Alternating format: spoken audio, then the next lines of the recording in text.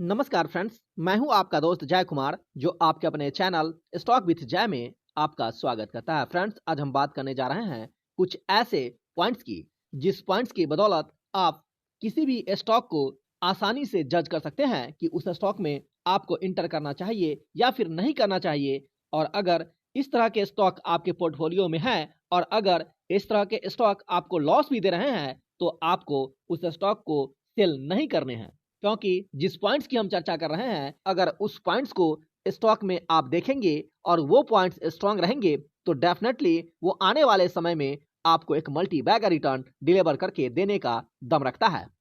Friends, आप लोग सोचते होंगे कि हमारे द्वारा जितने भी स्टॉक दिए गए हैं उसमें 90% स्टॉक ऐसे हैं जो आपको एक मल्टी बैगर रिटर्न डिलीवर किया है और हम भी इसी स्ट्रेटजी को फॉलो करते हैं और आपके लिए स्टॉक को लेकर के आते हैं जिसमें आप इन्वेस्ट करते हैं तो डेफिनेटली वो आपके पैसे को शानदार मल्टी बैगर रिटर्न डिलीवर करके देता है। दोस्तों, ऐसे तो किसी स्टॉक की चुनाव करने के लिए 30+ पॉइंट्स देखने पड़ते हैं। इट मीन 30 से ज्यादा ऐसे पॉइंट्स हैं जिसे हम लोग देखते हैं, लेकिन जो लोग नए हैं और जिन्हें ज्यादा जानकारी नहीं है वो सिर्फ और सिर्फ 4 पॉइंट्स पे नजर रखेंगे और स्टॉक की चुनाव कर सकते हैं।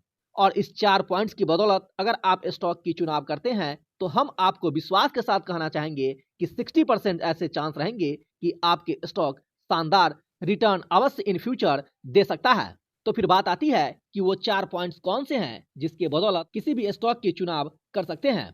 तो फ्रेंड्स, सबसे पहले हम आपको बताना चाहेंगे कि हम अगर किसी भी स्टॉक की चुनाव करते हैं उसमें 30 ऐसे पॉइंट्स हैं जिसे हम देखते हैं, लेकिन आपको 30 पॉइंट्स देखने की आवश्यकता नहीं है। सिर्फ और सिर्फ 4 पॉइंट्स को भी आप अगर देख लेते हैं तो आप अच्छे स्टॉक की चुनाव कर लेते हैं और उसमें आप इन्वेस्ट लॉन्ग टर्म के लिए कर सकते हैं। और ये चारों पॉइंट्स बहुत ही आसान और बहुत ही साधारण पॉइंट्स है जिसके बारे में आपको जानकारी होनी चाहिए अगर किसी स्टॉक की आप चुनाव करते हैं तो। जिसमें पहला पॉइंट है प्रोडक्ट। किसी भी कंपनी का अगर प्रोडक्ट अच्छा है जिसका डिमांड इन फ्यूचर है तो डेफिनेटली ऐसे स्टॉक की चुनाव करना है आपको। तो आपने पहला पॉइंट देखा कंपनी में कि कंपनी का प्रोडक्ट अच्छा है और फ्यूचर में इसका डिमांड भी है, तो फिर दूसरा पॉइंट जो देखने हैं वो कंपनी के ऊपर डेप्ट देखना है। इट मीन्स कंपनी के ऊपर कर्ज कितने हैं। अगर कंपनी ऑलमोस्ट डेप्ट फ्री है तो फिर सोचने की आवश्यकता नहीं है, लेकिन अगर कंपनी के ऊपर डेप्ट है, इट मीन्स कर्ज है, तो उसमें देखना है कि इनका कर्ज क्वार्टर ऑन क्वार्टर क्या रिड्यूस हो रहा है।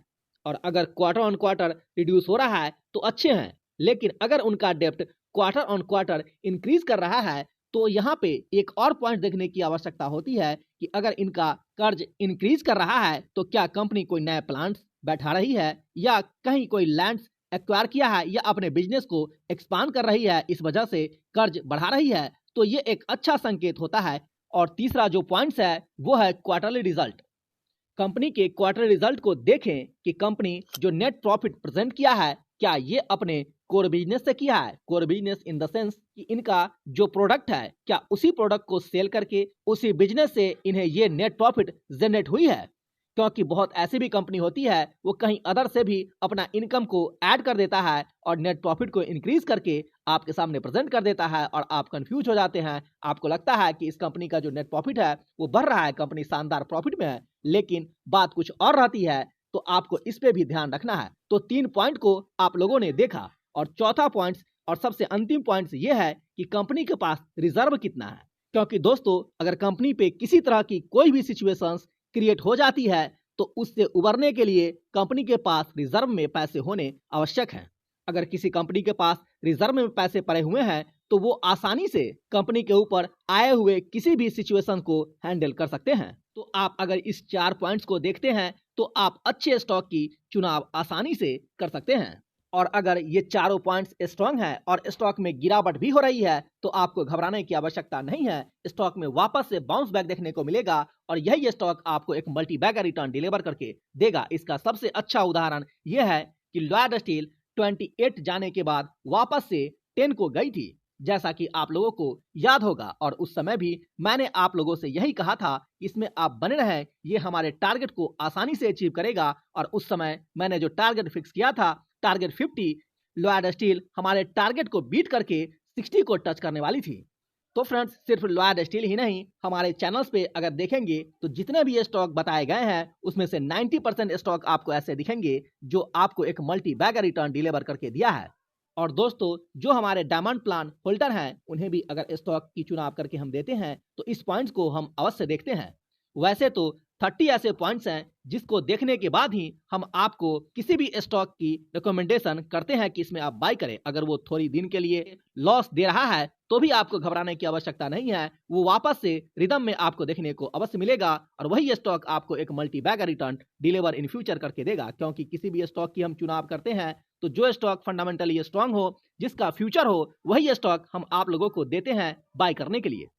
तो फ्रेंड्स अगर आप डायमंड प्लान नहीं भी परचेज करते हैं और इन 4 पॉइंट्स पे नजर रखते हैं तो आप आसानी से 60% स्टॉक मार्केट में आप सक्सेस हो सकते हैं। और फ्रेंड्स आप इतना समझ ले कि अगर किसी एनालिस्ट का 50% डेटा अगर उनका सही है तो वो एक अच्छे एनालिस्ट माने जाते हैं।